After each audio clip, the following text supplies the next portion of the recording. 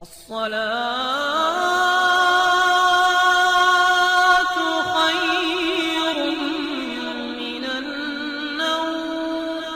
پیارے ساتھیوں، ایک شخص نے خانہ کعبہ کے غلاف کو پھاڑنے اور امام کعبہ پر دوران خطبہ حملہ کیا تو اس شخص کا کیا حشر ہوا دیکھ کر آپ بھی کانوں کو ہاتھ لگانے پر مجبور ہو جائیں گے۔ یہ سب کیا معاملہ تھا، کیسے پیش آیا، یہ سب کچھ جاننے کے لیے آپ کو ہمارے ساتھ آخر تک جڑے رہنا ہوگا۔ اور آگے بڑھنے سے پہلے یہ کنفرم ضرور کر لیں کہ آپ نے ہمارا چینل سبسکرائب کر رکھا ہے، اور اگر ابھی تک نہیں کیا تو ابھی ہمارا یوٹیوب چینل سبسکرائب کر کے بیل آئیکن ضرور کلک کر دیں تاکہ اسی طرح کی اپلوڈ ہونے والی ویڈیوز کا نوٹیفیکیشن آپ تک بر وقت پہنچتا رہے۔ ویڈیو کو لائک کریں، شیئر کریں اپنے دوستوں کے ساتھ، اور کمنٹ باکس میں اپنی قیمتی رائے کا اظہار ضرور کیجیے گا۔ پیارے دوستو، گزشتہ سال مکہ مکرمہ میں یہ واقعہ اس وقت رونما ہوا جب امام کعبہ شیخ بلیلہ خطبہ جمعہ پڑھ رہے تھے کہ ایک شخص دوڑتا ہوا آیا اور اس نے پہلے خانہ کعبہ کے غلاف کو ایک چاقو کے ساتھ چاک کر دیا، اور اس کے بعد اس نے امام کعبہ کے منبر کی حدود میں داخل ہونے کی کوشش کی، جسے فوری طور پر پکڑ کر گرفتار کر لیا گیا۔ یہ بھی کہا گیا تھا کہ اس شخص کے ہاتھوں میں ایک چھری تھی یا چاقو جیسی کوئی چیز تھی جو ویڈیو میں بہت واضح تو نہیں دیکھی لیکن دکھائی دے رہی ہے۔ گرفتار ہوئے شخص کو فوری تفتیش کے لیے لے جایا گیا، جہاں پر اس شخص نے ٹھیک طریقے سے کچھ نہیں بتایا کہ وہ کون ہے۔ 2 دن کے بعد اس کی اچانک موت ہو گئی، اس کی لاش سے کیڑے نکلتے ہوئے دیکھے گئے۔ اور پیارے دوستو، خانہ کعبہ کے دشمنوں نے جب بھی شیطانی حرکتیں کی، اللہ نے ان کو عبرت کا نشان بنا ڈالا، جیسا کہ اس شخص کی لاش میں کیڑوں کا پڑنا یہ ثابت کرتا ہے کہ اللہ تعالیٰ ان لڑکوں کو عبرت کا نشان بنا دیتا ہے جو اس کے گھر کی طرف غلط نگاہ کرتے ہیں۔ پیارے دوستو، خانہ کعبہ روئے زمین پر اللہ تعالیٰ کا پہلا گھر ہے، اللہ اس کا محافظ ہے۔ ابرہہ اور اس کے ہاتھیوں کے لشکر کو اللہ نے ابابیلوں کے ذریعے تہس نہس کر دیا تھا۔ قرآن کے الفاظ میں وعدہ کعبۃ اللہ کا صف معقول یعنی کھائے ہوئے بھس کی طرح بکھرے پڑے تھے۔ حضرت ابن عباس رضی اللہ تعالیٰ عنہ کی روایت ہے کہ حبشہ کے بادشاہ نجاشی نے اپنے ایک سپہ سالار ابو سہم اریات کو 4000 فوج دے کر یمن بھیجا تھا۔ اریات نے یمنی سرداروں پر غلبہ حاصل کر کے ملک کو مسخر کر لیا اور اہل عزت کو ذلیل کر ڈالا۔ یمن میں مقیم ایک حبشی سردار ابرہہ نے اہل یمن کو اپنی اطاعت کی دعوت دی، لوگوں نے اس کی دعوت قبول کی اور اریات کے خلاف جنگ ہوئی۔ اریات مارا ڈالا گیا۔ اب ابرہہ یمن کا حکمران اور نجاشی کا اطاعت گزار تھا۔ ابرہہ نے دیکھا کہ حج کے موسم میں لوگ سفر کی تیاری کر رہے ہیں، تو اس نے پوچھا یہ کہاں جا رہے ہیں؟ جواب ملا کہ حج بیت اللہ کے لیے مکہ جا رہے ہیں۔ اس نے پوچھا کہ بیت اللہ کس چیز سے بنایا گیا؟ بتایا گیا کہ پتھر سے۔ پھر پوچھا کہ اس کی پوشش کیا ہے؟ کہا گیا کہ یہاں سے جو دھاری دار کپڑے جاتے ہیں وہی اس کی پوشش اور غلاف کے کام آتے ہیں۔ یہ سن کر ابرہہ نے کہا میں اس سے اچھا گھر تعمیر کروں گا تاکہ لوگ مکہ کی طرف نہ جائیں۔ اس نے ایک عمارت تعمیر کی جسے وہ خانہ کعبہ کا متبادل بنانا چاہتا تھا۔ اپنے شیطانی ارادوں کو عملی جامہ پہنانے کے لیے اس نے پوری منصوبہ بندی کر لی۔ اسے کیا معلوم تھا کہ اس کائنات کا مالک رب ہے اور اسی کا منصوبہ چلتا ہے۔ ابرہہ نے اہل یمن کے لیے ایک عبادت خانہ سفید، سرخ، زرد و سیاہ پتھروں سے بنایا جو سونے چاندی سے مزین اور جواہرات سے مرصع کیا گیا تھا۔ اسی میں کئی دروازے رکھے گئے جن میں سونے کی تختیاں اور زرین گل میخیں جڑی گئی تھی۔ بیچ میں ہیرے جواہرات بھی لگائے گئے جن میں سرخ رنگ کا بڑا سا پیش قیمت یاقوت بھی لگایا ہوا تھا۔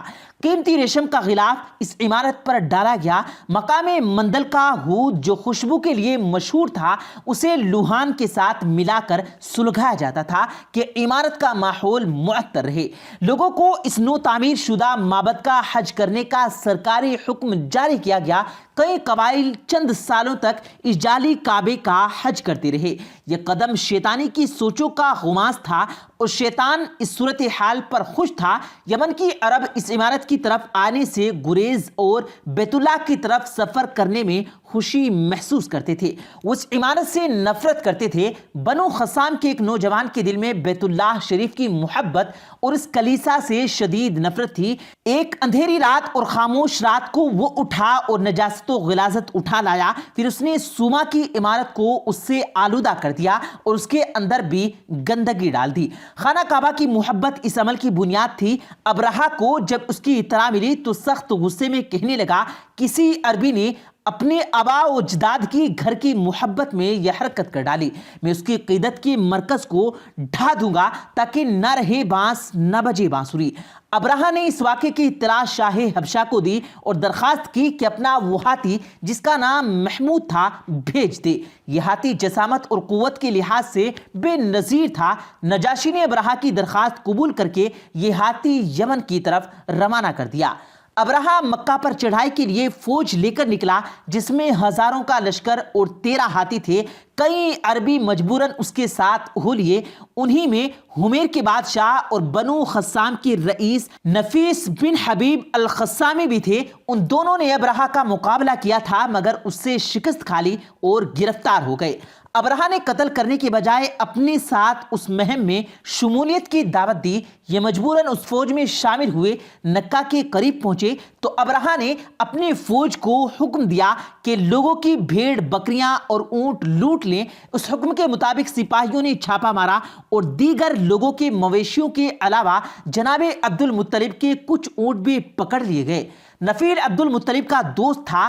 اونٹوں کے متعلق آپ نے اس سے بات چیت کی تو وہ انہیں ساتھ لے کر ابرہہ کے پاس گیا اور اسے کہا، اے شہنشاہ، تیرے پاس ایسا شخص آیا جو تمام عرب کا سردار ہے، فضل و عظمت اور شرف و عزت میں سب پر فائق ہے، لوگوں کو بہترین گھوڑوں پر سوار کراتا ہے، انتہائی سخی ہے کہ عطیات دیتا ہے، مہمان نواز ہے کہ لوگوں کو کھلے دل سے کھانا کھلاتا ہے۔ نفیل نے اس تقریر کے بعد اکرام و اعزاز کے ساتھ عبد المطلب کو ابرہہ کے سامنے پیش کیا۔ ابرہہ نے عبد المطلب سے آنے کا مقصد پوچھا تو آپ نے کہا، مجھے میرے اونٹ واپس دے دو۔ ابرہہ نے کہا، میری رائے ہے کہ تیرے متعلق جو اطلاعات مجھے ملی وہ محض دھوکہ تھا۔ میں تو اس گمان میں تھا کہ تو مجھ سے اپنے گھر کے متعلق گفتگو کرے گا جس کے ساتھ تمہاری عزت و شرف وابستہ ہے۔ عبد المطلب نے جرات مندی سے جواب دیا، مجھے میرے اونٹ واپس دے دے، بیت اللہ کے ساتھ جو چاہے کر، کیونکہ اس گھر کا ایک ہی پروردگار ہے، وہ خود ہی اس کی حفاظت فرمائے گا۔ ابرہہ نے حکم دیا کہ عبد المطلب کے اونٹ واپس دے دیے جائیں۔ اونٹ مل جانے پر آپ نے ان پر نشان لگا دیے اور ان کو قربانی کے لیے مختص کر کے حدود حرم میں چھوڑ دیا گیا کہ انہیں دشمن پکڑیں گے تو پروردگار حرم ان سے انتقام لے لے گا۔ ابرہہ سے ملاقات کے بعد عبد المطلب کوہ ہیرا پر چڑھ گئے۔